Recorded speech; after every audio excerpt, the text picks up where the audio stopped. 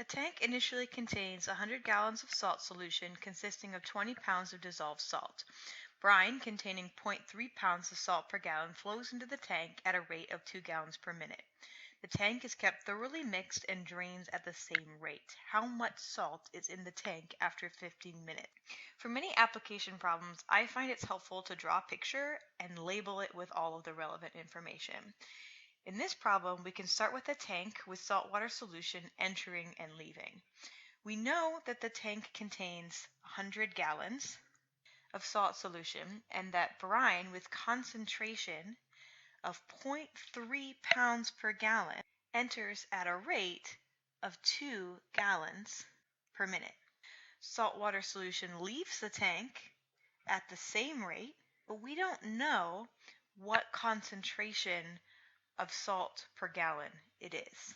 We also need to define variables. I'm going to let A be the amount of salt in the tank after T minutes measured in pounds. Now we need to set up the differential equation. The main idea we need to set up our equation is that the rate of change in the amount of salt with respect to time is the rate in minus the rate out.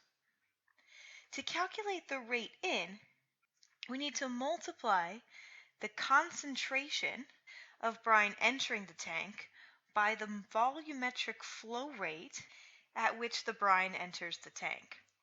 The concentration in is 0.3 pounds per gallon, so we multiply that by the flow rate in of 2 gallons per minute,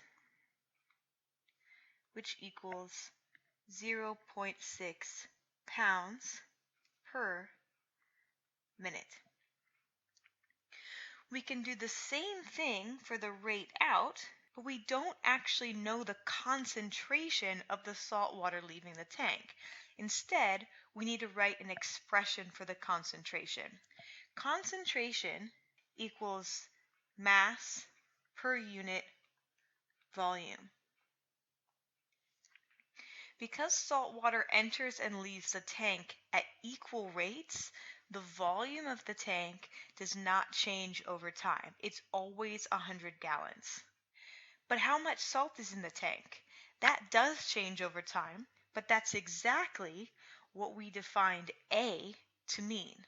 So the concentration of salt water leaving the tank after T minutes is A over 100 gallons.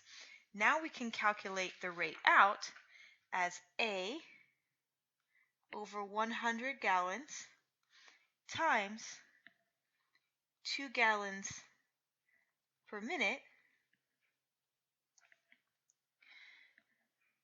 which is A over 50 minutes.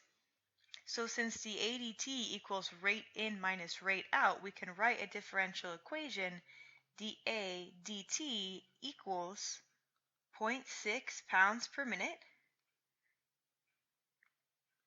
minus A over 50 minutes. At this point, I'd like to take a second and just double check that the units make sense, because if they don't, then I've set my differential equation up incorrectly.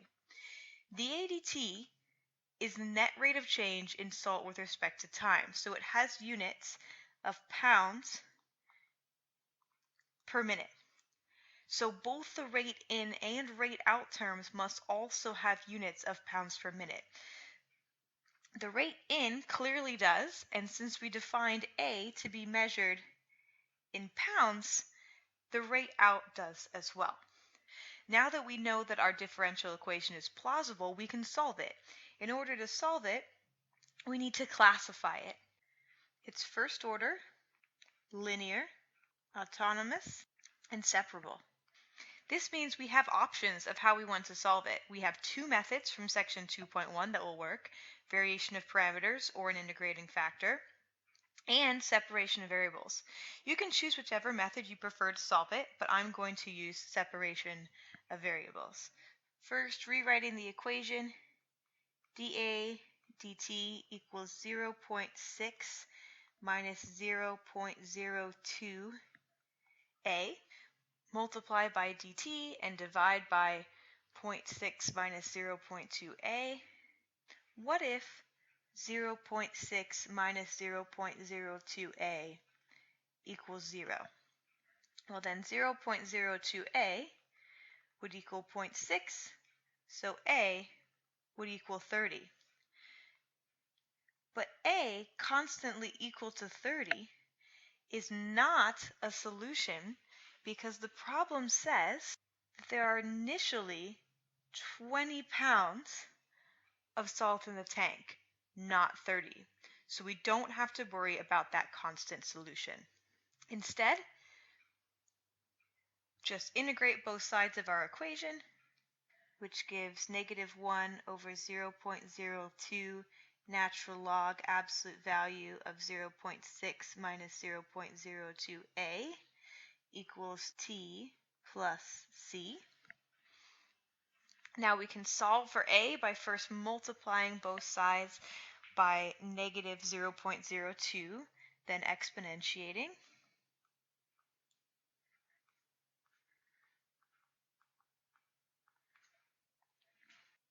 I'm letting the arbitrary constant c absorb the -0.02. Remember, an arbitrary constant in the exponent ends up being a constant multiple which can absorb the plus or minus from the absolute value. Now we can finish solving for a by subtracting 0.6 from both sides and then dividing by -0.02.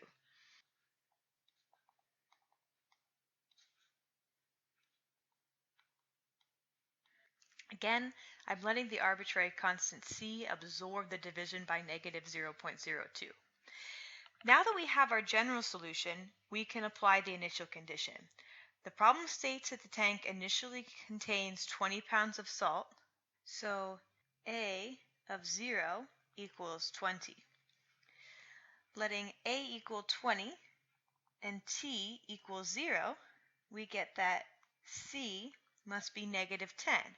So our solution is 30 minus 10e to the -0.02 t. Before we finish, let's take a minute to make sure that this answer makes sense.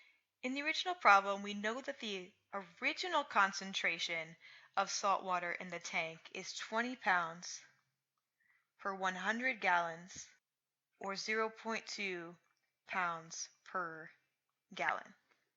So the brine entering the tank has a higher concentration than what the tank started with.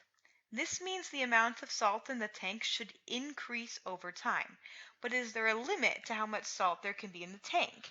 Yes, the concentration of salt in the tank should never exceed the concentration of the entering brine.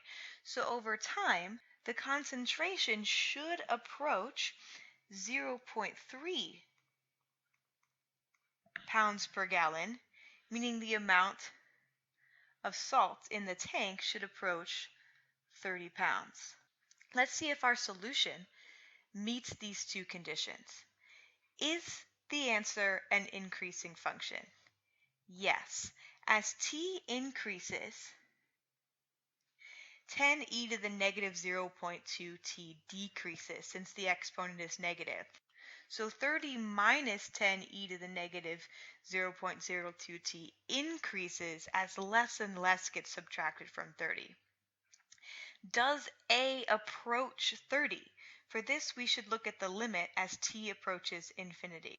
The limit as t approaches infinity of 30 minus 10e to the -0.02 t.